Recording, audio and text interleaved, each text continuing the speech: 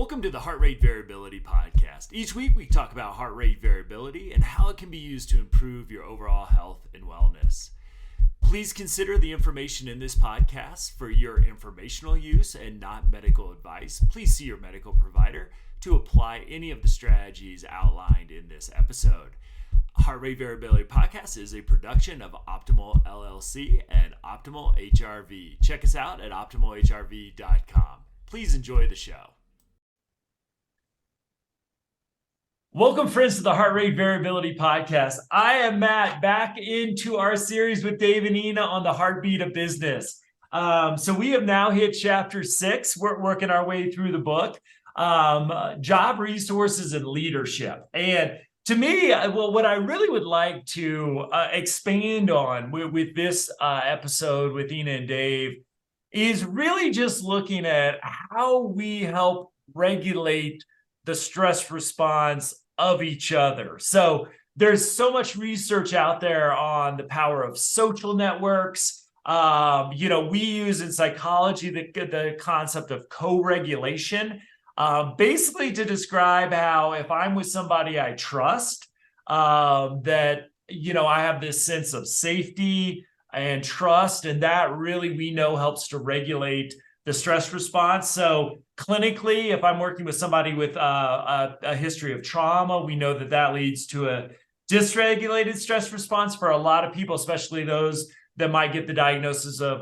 PTSD. So I really want to use and start to build trust. And actually, if you look at the best practices in trauma care, we spend a lot of time building that trust, building that safety before we go into the trauma work itself. It's definitely got to be there, definitely got to be established up front in order to do successful work with individuals. So I would love to talk about this from kind of the business perspective. I know clinically we do this, but how leaders can really help to manage that or co-regulate that stress response, especially in this time where I think the level of stress, burnout, being just generally overwhelmed with life is at an all-time high. So Ina, I know you do this work clinically as well.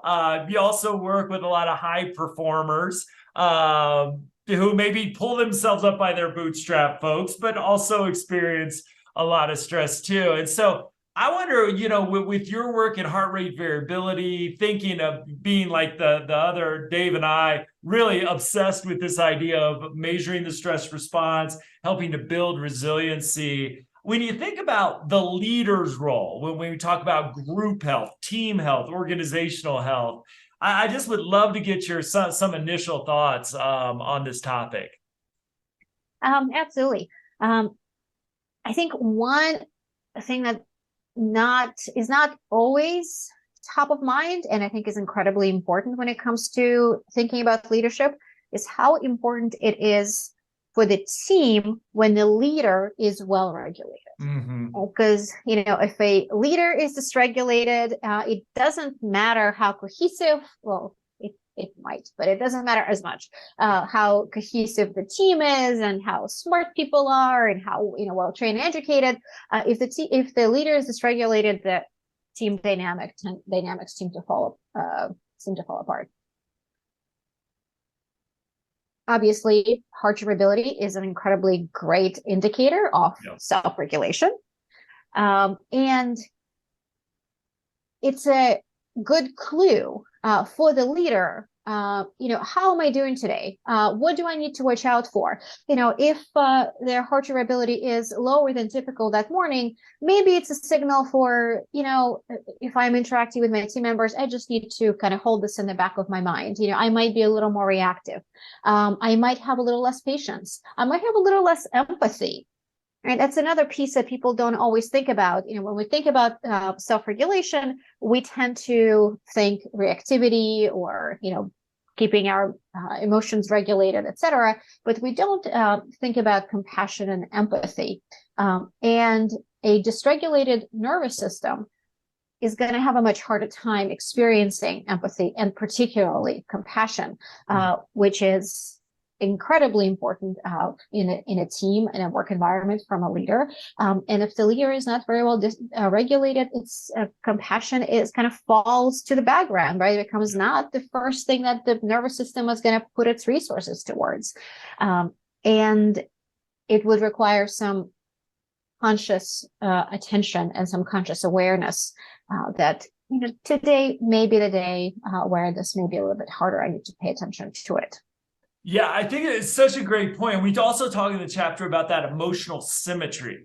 And, while as teammates, our emotional state definitely impacts our other teammates. There's no really escaping that in the research.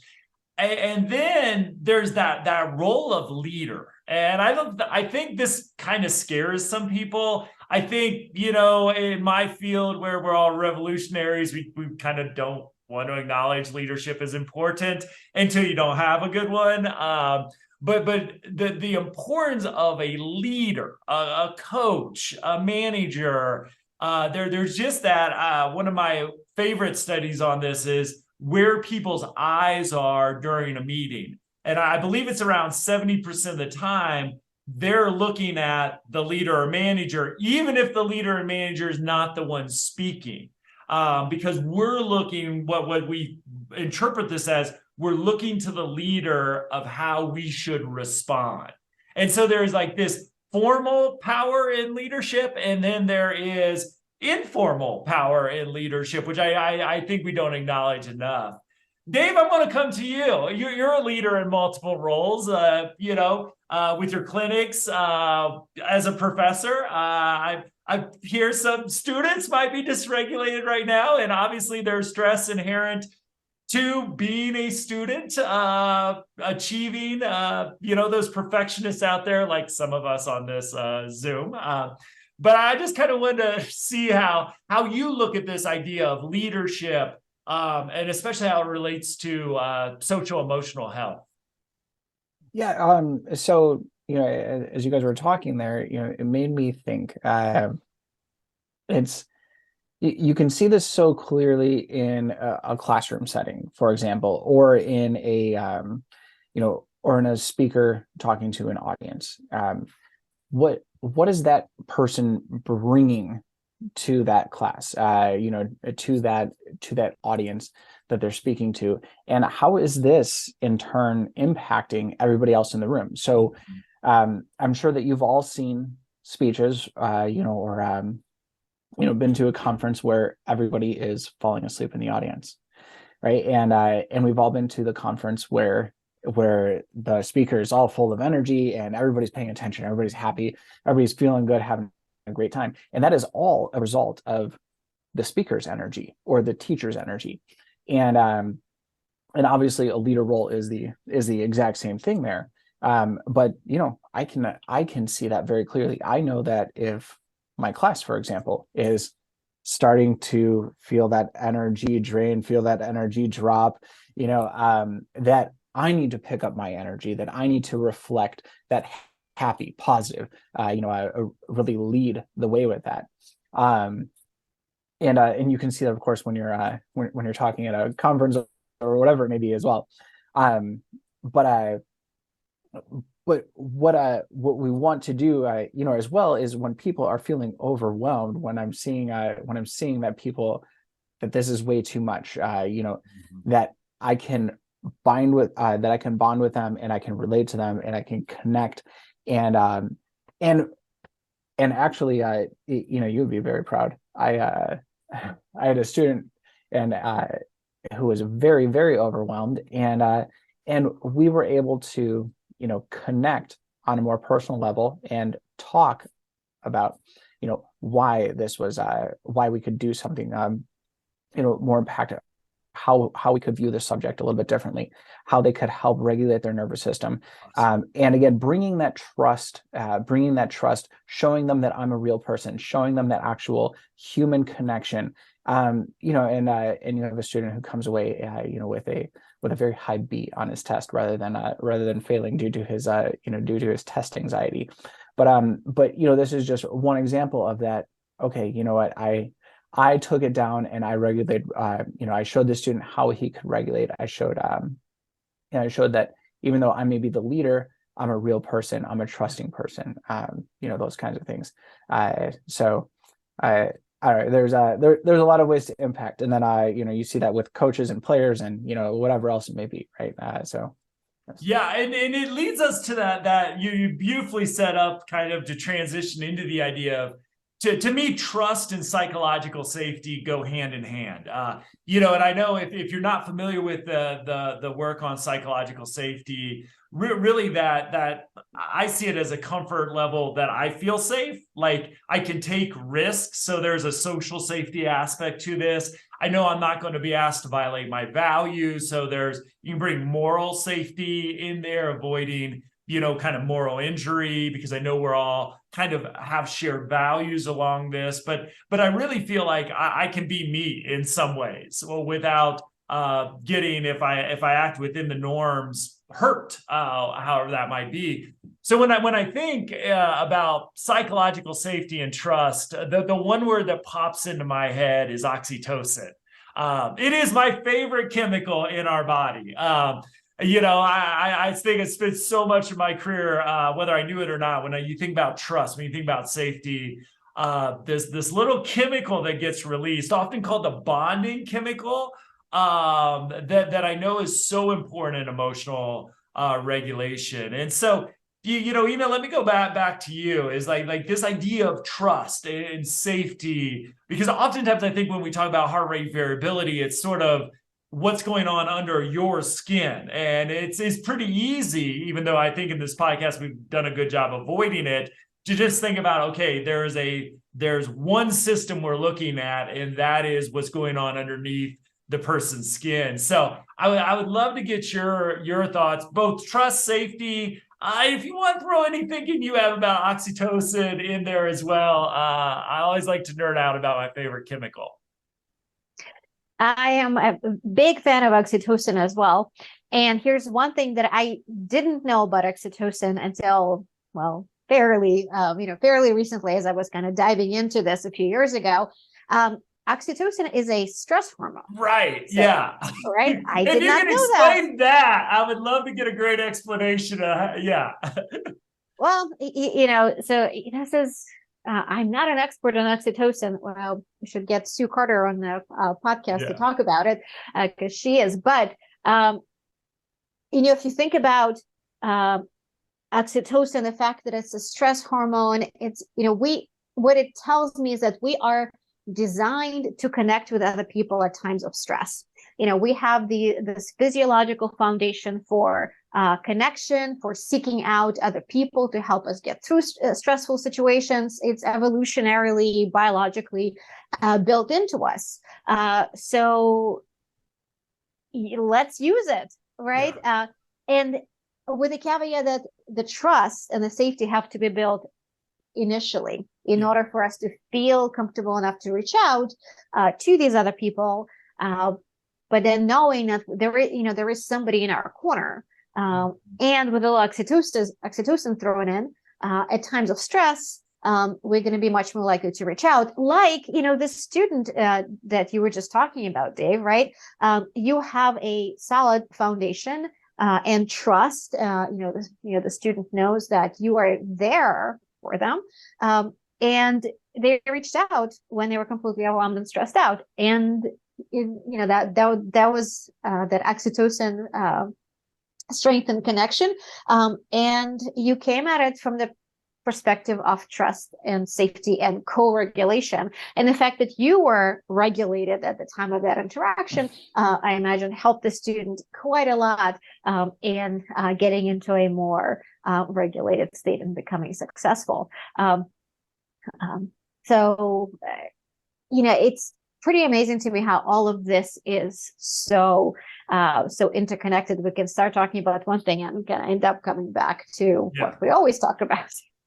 Absolutely. And one of the things that I find fascinating about the oxytocin research that I've done over the years is like, really, while it's a stress chemical, which I think, again, accounts for, there's some folks in the trauma world that say fight, flight, freeze, and then there's another F word in there that I'm not going to say on the podcast because, you may have heard my soapbox. Not every stress response has to start with the word or the letter F.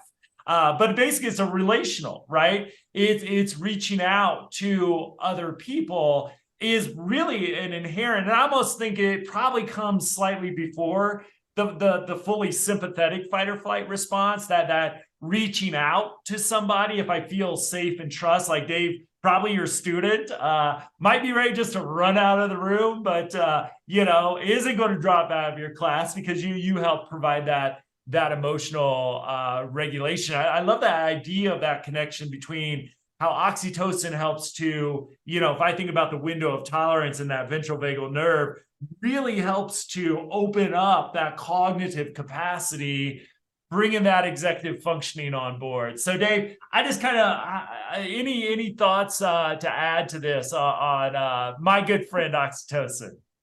Yeah, well, first, I love Ina's the way that she wrapped it up there is that it's a stress hormone, and that means that we're supposed to connect in times of stress. That was gold. That was awesome. I love that.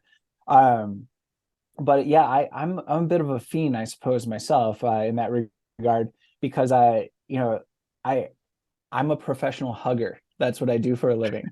I love that. So I get to share that with all the people that I interact with. As a chiropractor, that is what we're quite literally doing, right? I get to put my hands on people and share that connection. Mm-hmm. And a lot of adjustments do actually look like a variation of a hug in some way. But there is a large level of trust that obviously has to go into that. And then we do have that very positive exchange as a result. Yeah. And I have to say that I get so much energy from my patients, and I give so much energy to my patients. And within that exchange, and we all leave so much happier and in this glowing state, right? And is oxytocin a part of that? I would venture to guess. Mm-hmm. And even within, when you are doing something where obviously touch or hug might not be the most appropriate thing, right? Like in a workplace, like student to teacher, whatever it is, although that may not be the most appropriate thing, you can still exchange that just from exchanging a really warm smile, from a very warm conversation. We can still get that same rush of feeling. So I think that's very important, to realize that there's multiple ways to exchange these chemicals. And actually, if I can share a quick story that just happened yesterday.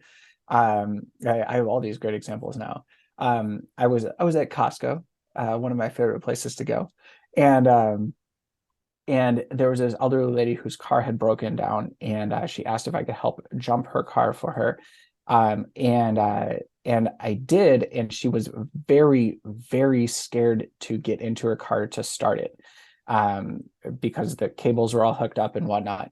And I told her that I would get in for her, and start her car. And I started her car up, and she started crying, and she was shaking, and she was so just overwhelmed, with this situation, because she thought she was going to be stuck here and whatnot. And she reflexively hugged me, and I hugged her back, and I held her in a very tight hug for, what would be an awkwardly long time for a stranger, but you could feel her body just relax throughout that. And she was so thankful, that I was able to help. And it was really cool because my son was with me too, so he got to see all that. And it was just so cool, like how you could see that exchange, helps a person so much, when physical touch is okay, in those situations. Yeah. I love it. And this is a little bit, I just want to recognize I'm pushing the envelope of the research here, but I have just my conclusion with this, and it's just my conclusion, is that, I spend a lot of time, as a, mental health professional thinking about attachment theory. And we know that there's these different attachment styles that develop between the primary caregiver and the young child. And that can be avoidant, where I get, as soon as I get close to somebody, it's probably not the woman that you hugged for a while, then I sort of run away. Like, I had a lot of people drop out of programs altogether. I think I have a breakthrough. It just didn't work for them. There's, the anxious, where I, again, think I have a breakthrough. The client walks out and throws a chair through the window. There's just an overwhelming anxiety of getting close to somebody. I think I have a breakthrough. For them, it was, I'm not going to say traumatic, but pretty close to that. And then we have like a disorganized or an insecure attachment style, where I think a lot of folks get diagnosed with personality disorders and other things in this category because it's a roller coaster of emotions. Where we want to be, and where most people listening to this, about 60% from the last research I've seen, is with a secure attachment. And while I'm not saying in any way, shape, or form a leader is a parental figure, I really see that we have these relationships. I call them secondary attachment figures. Teachers are great examples of this in education. But really, we can look at that same piece, I think, from leadership perspective as, do we see our leaders as a secure base? In other words, can I take risks with the leaders? Can I express? Can I hold the leader accountable if I see the leader do something that might not be right? Can I express a new, maybe a little bit controversial, within limits, or innovative idea with folks? And there's where I think that oxytocin sort of lives for us. If my leader is a sense of security, safety, trust, it just allows me to bring a different person to that work environment. I remember the first couple jobs I had terrible leaders. Hopefully none of them are listening to this. Well, but kind of hope they are. That they were absolutely terrible. And what I learned through that is in my early 20s, right out of school, is you should trust these people. This is hard. And then when I finally, in my fourth job, got a leader that is still a really great friend and mentor of mine, it took me like a year to trust him because I've had that experience. So I just think that secure base idea, even if you want to throw all my other attachment language out, I think is such a key aspect to this. Because if we have that at work, we probably like our work environment. Our teams are probably healthier. Because if you're scared of your leader or they're dysregulated, there's where that emotional symmetry, I think, just takes over the entire group. I think that's so true, Matt. And, and while, hopefully our bosses are not parental figures, although sometimes they probably do become that. I think there is a parallel here that's really important. If you look at kids with the various kinds of insecure attachment styles, anxious, avoidant, disorganized, and, those have some other names, but that's sort of the general idea. They might look differently, if you're just paying attention to behavior, right? A kid who is throwing tantrums versus a kid who just goes away and plays by themselves, or a kid who runs away. But physiologically, all these types of insecure attachment are actually fairly similar. And they all show a dysregulated nervous system. So a kid with any kind of insecure attachment style has a dysregulated nervous system, and that often does persist into adulthood. And it's possible to have different styles of attachment to different people, right? So I'm not saying that anybody who's ever had an insecure attachment to someone is doomed forever, not at all. But these trends do tend to carry over. And if something about your boss reminds you about a caregiver who wasn't the nicest to you when you were a kid, guess what? That disorganized or dysregulated nervous system is going to pop right up. Yeah. So the idea of developing a secure base is really important, for the team, and for the leader. It's important to keep in mind that they can play the role of a secure base. They shouldn't be playing the role of a parent. But I love that idea of the leader being a secure base, someone that can be counted on for support, somebody who can be counted on to help, someone can be counted on to give constructive criticism, and not jump down their throats. And one of the things, Dave, I love about the secure base, like I said, I think there's some of the attachment theory, nah. And again, like everything else, attachment styles change over time. I think the power differentiation doesn't mirror perfectly the parental-child relationship, but there's some, characteristics there, enough that may bring some of that out. But I love the idea of being able to, like, a secure base for a child allows the child developmentally to explore the world around them. And I think about especially so much of like the intellectual workplaces where creativity, innovation are so important. If you got to worry about your leader, you're probably not focused on, hey, how do we use HRV to change the world, right? Because you're so paranoid about, is the leader going to be in a good mood or a bad mood? And we're really trying, again, we may be forced into a anxious or avoidant or disorganized behavior because we're trying to please somebody who's giving out those vibes as well. So now you guys are getting, you two psychology people are getting way too much, way out of my realm. But you are a parent of young children, though, so yes. It's not that far away. But with that, Dr. Bruce Lipton in his book, The Biology of Belief, which is a great book.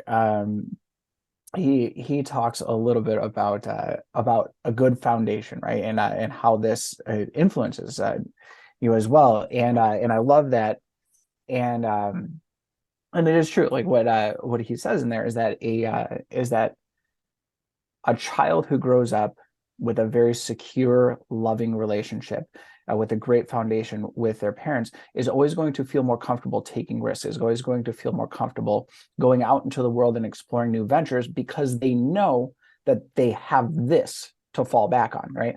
And it's, look at that as no different, being a leader of any kind, is that if your employees know that no matter what happens, you are going to be okay with it, right? You are going to support them in a positive way, right? Like Ian said, like constructive criticism, right?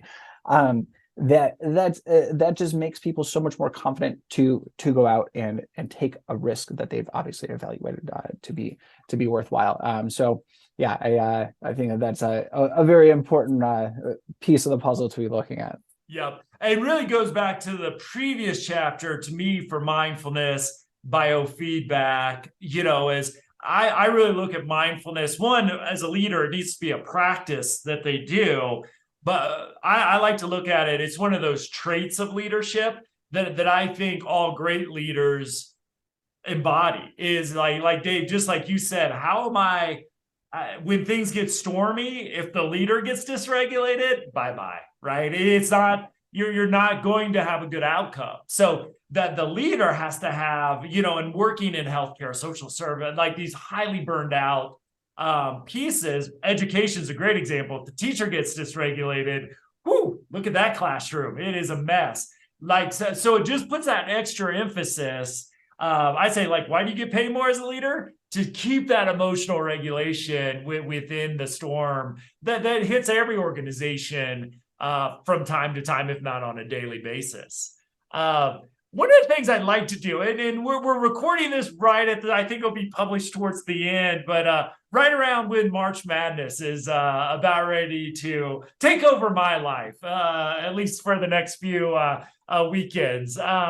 One of the things, David, I'll throw this one at you initially, and then I'd love to get Ina's perspective as well, is, we have these models for leadership. And sports, I think, gives us so many great analogies, but we get to watch leaders in real time impact an outcome. I think we give them too much credit sometimes and way too much pay for impacting the outcome. But, we get to watch leaders in a way that it's a 2-hour event. It has a tangible outcome at the end of it. And we get to watch them on camera for pretty much the entire time. And Dave, I know in my lifetime, I have seen the idea of a coach transform because almost you were expected as a coach to be emotionally dysregulated. And I'll just call out the model that stands out for me is Bobby Knight. And if you're too young to remember Bobby Knight literally threw a chair across the court during the basketball game, kept his job. Bobby Knight eventually got fired for attacking students at the university.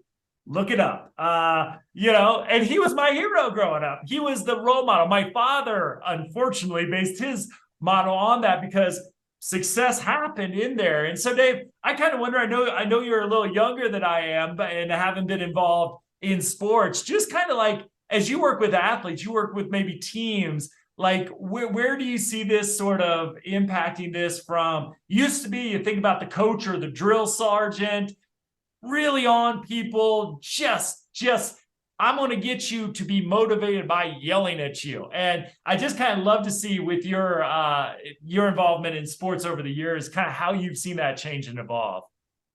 Yeah, well, you hit it right on the head, right? We all have that vision of the coach who just screams and yells to get people to do what they want, and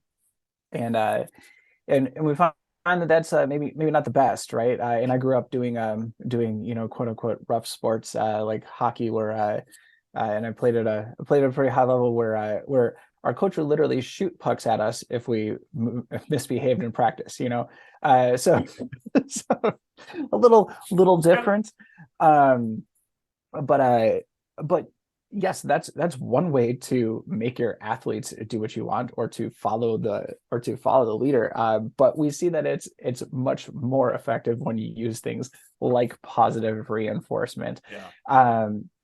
So that's that's a good strategy as well. But Matt, I think what I really wanted to say is the sport of mixed martial arts, and that is such an interesting one because it evolved from this caveman, where it was just two guys getting in a ring and just trying to do anything they could to survive, essentially. Mm-hmm. And you see the progression of the styles of fighters to where it went from just 100% physical to now it is so cerebral, where the plans are so well thought out, where a strategy is, hey, it's not just I'm going to go in there and just swing as hard as I can. I am going to go in there and I know that this is my opponent's weakness, and I know that this is my strength. So I'm going to try to bait this person into doing this thing, rather than just go crazy and see what happens. And that's, and what do you have to do for that, right? You have to be a very emotionally regulated person, right? As does your coach, as does your whole team, to have these things happen the way that you want. Because if you're in there and your coach is screaming, right, and your coach is losing it, what happens to you? You lose it, right? We see that with athletes of all kinds, where games go really sour, right? Or the parents are fighting in the stands. Yeah. Dysregulation. Yes, but to be able to maintain that as a high level performer, and keep that clear game plan, especially when things are not going well, especially when there are large challenges or obstacles. And of course, I like Mike Tyson was famous for saying, everybody has a plan until they get punched in the face. Right. And that's exactly it, right? In the most real sense of it, these guys who are the mixed martial arts fighters are getting in there and they're literally getting swung at and punched at, right? This is the definition of fight or flight. And we're having, you have to keep that composure, you have to keep that executive function, you have to be able to regulate yourself, and that is that's huge. So Yeah. I Well, and it's interesting that sympathetic, I think sports are such an interesting thing because you've got the sympathetic active, right? You've got that fight or flight energy, right? You've got that sympathetic, your heart rate goes up, as we know, heart rate variability during physical exertion. So that balance almost requires a higher level of training in order to manage that. And then, interesting in the basketball arena where we're seeing a lot more, that there's interesting like activations in different parts of the brain where, there's almost this automatic response of being in that moment and just like of the flow state, so to speak, which isn't necessarily I'm thinking, oh, I need to dribble this way, I need to dribble that way, but I'm just like I've gotten myself in that mind space of being like sort of just in the flow of that moment. And usually I've experienced that a few times. Usually the shots go in, like, which is a lot of fun when you're playing basketball. I'd love to kind of wrap up with your thoughts on this, because I know you work with those high performing groups as well. I want one that's really interesting to me right now is the military as well, because I really believe that on one hand, I still have it, which may be totally wrong because it's all from Hollywood, the drill sergeant, right? What basic training looks like. Nothing I really ever wanted to sign up for, even as a Bobby Knight fan. Like there's different levels of getting yelled at. But I also know that the military is highly focused on resiliency, PTSD, avoiding PTSD, that the health of our armed forces. And I just kind of, you can take this in the athletic arena with those high performers you work with, the military, just kind of how the coaches role within that you may have seen evolve over time as well. Yes. So with the military, these guys get pushed to unimaginable boundaries, right? If I had a chance to observe, Bud's training for the Navy SEALs, right? Which sounds nice and cuddly, but it's not. It's not. What these guys go through is just incredible. And as you might imagine, very few make it. And those who do have a nervous system that can withstand that constant attack, and not just from the drill sergeant, but from sleep deprivation, from heat, from carrying incredible loads, right? People, little thing is people shooting it, absolutely.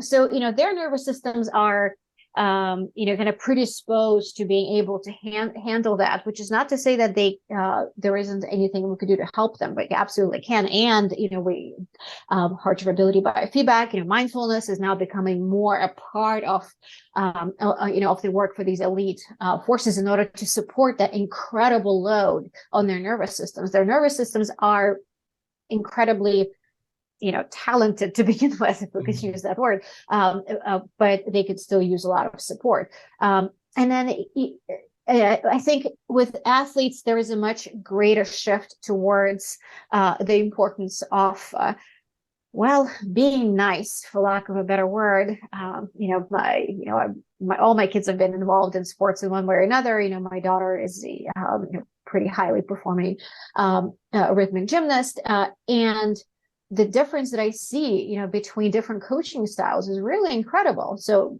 my daughter has the best coach who knows just how to push while still being nice and supportive and understanding. And I've seen, girls come off the carpet, having maybe not done their best, and the coach kind of coming up, grabbing by the arm, clearly like saying not nice things. And you can see that poor kid just like shrinking into themselves. And absolutely in freeze mode, and maybe fight or flight. But if you think about how is that child's nervous system going to respond when they have to go out to the carpet for the next routine versus a child, whose coach gave them give them a hug, really, right?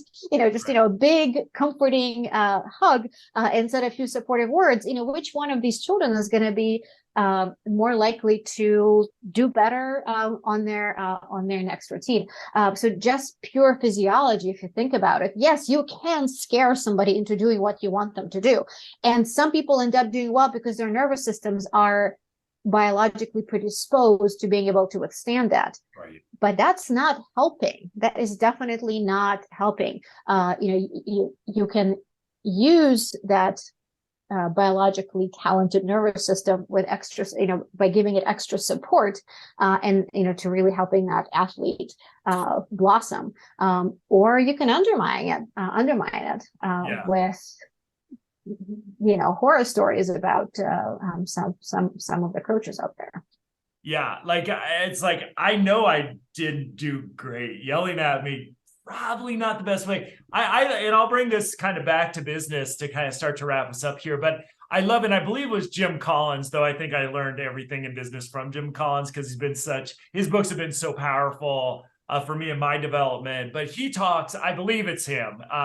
Jim, forgive me if I'm wrong here, but he talks about the difference between movement and motivation. And as somebody who thinks a lot about like motivational interviewing, other aspects of motivation from a psychological perspective, I really think that's what we're talking about. I think the historic sort of idea of a leader, even in the business world, was, and I had one of those terrible bosses tell me these words: if I don't yell around here, nothing gets done.